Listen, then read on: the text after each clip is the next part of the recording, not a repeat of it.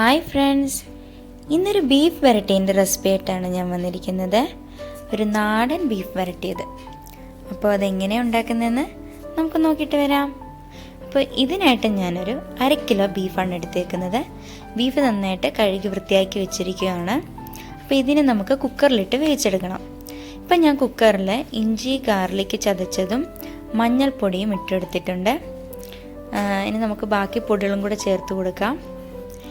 ഇനി നമുക്കിതിൽ ചേർക്കേണ്ടത് ഒരു 1/4 ടീസ്പൂൺ ഗരം മസാല. ഇനി നമുക്ക് മല്ലിപ്പൊടി ചേർത്ത് കൊടുക്കാം. ഒരു സ്പൂൺ മല്ലിപ്പൊടിയാണ് ഞാനിപ്പോൾ ചേർത്ത് കൊടുക്കുന്നത്.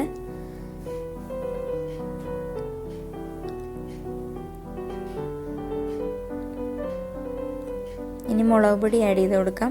അത് ഒരു സ്പൂൺ മുളക് പൊടി. നമ്മളിനി മസാല ഉണ്ടാക്കുമ്പം ഇതെല്ലാം ഒന്നുകൂടെ ഇട്ട് കൊടുക്കും. അപ്പോൾ ഇപ്പോൾ കുറച്ച് ചേർത്താൽ മതി. ഇനി നമുക്ക് കുരുമുളക് പൊടി കൂടി ഇട്ട് കൊടുക്കാം.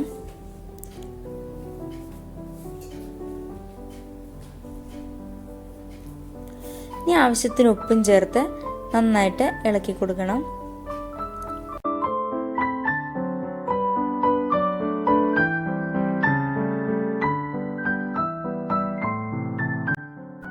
ഇനി നമുക്കിത് വേവാൻ ആവശ്യമായിട്ടുള്ള വെള്ളം ഒഴിച്ചു കൊടുക്കാം. ഞാനൊരു 1/2 ഗ്ലാസ് വെള്ളമാണ് ചേർത്ത് കൊടുത്തത്. വെള്ളം ഒരുപാടായി പോകരുത്, വേകാൻ ആവശ്യത്തിന് മാത്രം മതിയാവും. ഇത് നമുക്ക് എന്നിട്ട് അടച്ചു വെച്ച് ഒരു മീഡിയം ഫ്ലെയിമിലിട്ട് വേവിച്ചെടുക്കണം. 4-5 വിസിൽ മതിയാവും, അപ്പോഴേക്കും വെന്ത് കിട്ടും. അപ്പം നമുക്കിത് അടച്ച് സ്റ്റൗവിലേക്ക് വെച്ച് കൊടുക്കാം.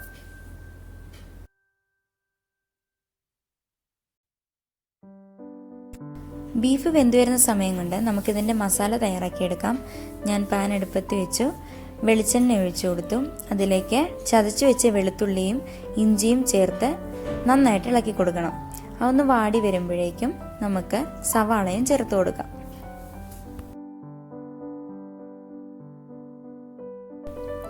ഇഞ്ചിയും വെളുത്തുള്ളിയൊക്കെ വാടി വന്നിട്ടുണ്ട്. നമുക്ക് സവാള ഇട്ട് കൊടുക്കാം. ഞാനൊരു 2 മീഡിയം സൈസ് സവാളയാണ് എടുത്തേക്കുന്നത്. അതിലേക്ക് കുറച്ച് ഉപ്പിട്ട് കൊടുക്കാം. ഉപ്പൊക്കെ ഇട്ട് കൊടുക്കുമ്പോഴേക്കും അത് വേഗം വഴന്ന് കിട്ടും. ഇതിലേക്ക് നമുക്ക് വേപ്പിലയും പച്ചമുളകും ഇട്ട് കൊടുക്കണം. എന്നിട്ട് നന്നായിട്ട് ഇളക്കി കൊടുക്കാം.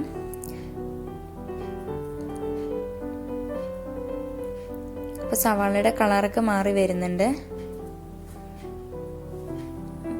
നമ്മുടെ ബീഫും വെന്ത് കിട്ടിയിട്ടുണ്ട്.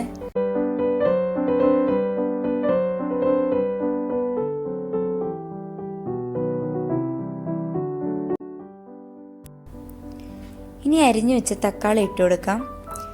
ഞാനൊരു സ്മോൾ സൈസ് ഒരു തക്കാളിയാണ് എടുത്തേക്കുന്നത്.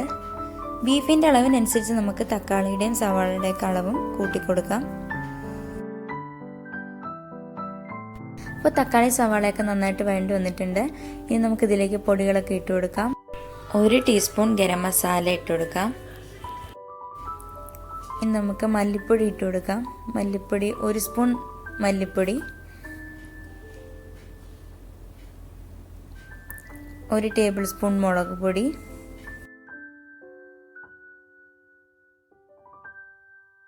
പൊടികളുടെയൊക്കെ പച്ചമണം മാറുന്നത് വരെ നമുക്കത് ഒന്ന് ഇളക്കി കൊടുക്കാം.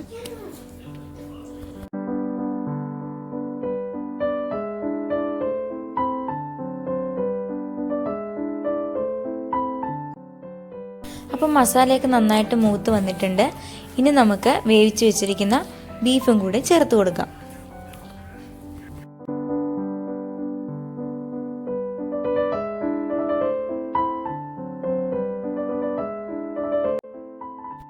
മസാലയൊക്കെ നന്നായിട്ട് കഷ്ണത്തിലൊക്കെ പിടിക്കാനായിട്ട് നമുക്ക് നന്നായിട്ടൊന്ന് ഇളക്കി യോജിപ്പിക്കാം. ഒരുപാട് വെള്ളമൊന്നുമില്ല. അപ്പം നമുക്കിത് വറ്റി വരാൻ വേണ്ടിയിട്ട് ലോ ഫ്ലെയിമിലിട്ട് ഒന്നും കൂടെ ഒന്ന് അടച്ചു വയ്ക്കണം.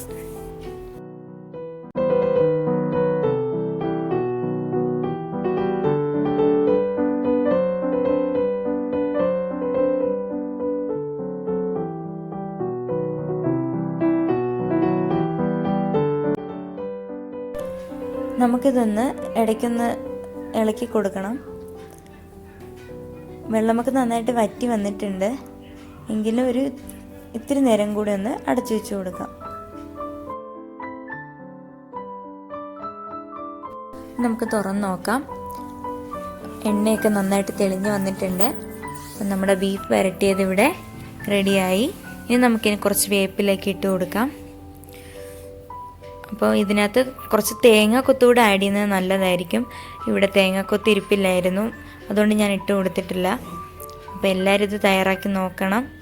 എല്ലാവരും എപ്പോഴും ചെയ്യുന്നൊരു റെസിപ്പി ആണെങ്കിൽ പോലും ഇത് അറിയാൻ വയ്യാത്ത ഒരുപാട് പേരുണ്ട്. അപ്പോൾ അവർക്ക് വേണ്ടിയിട്ടാണിത്.